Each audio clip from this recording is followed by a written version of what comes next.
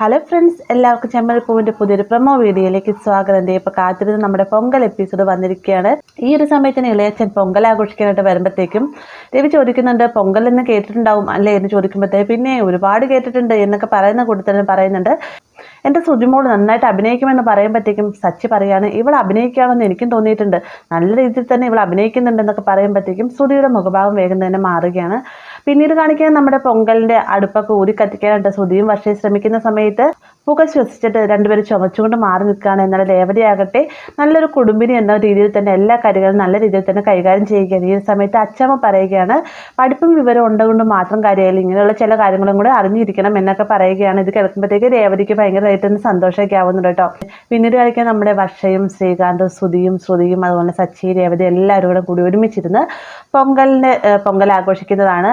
അതുമാത്രമല്ല എല്ലാവരും കൂടെ കൂടിയിട്ട് നമ്മൾ നേരത്തെ ഒരു പ്രൊമോയിൽ കണ്ടില്ലേ, ഗ്രൂപ്പ് ഫോട്ടോ എടുക്കുന്ന ആ ഒരു ഭാഗവും നാളത്തെ എപ്പിസോഡ് തന്നെയാണ് കേട്ടോ.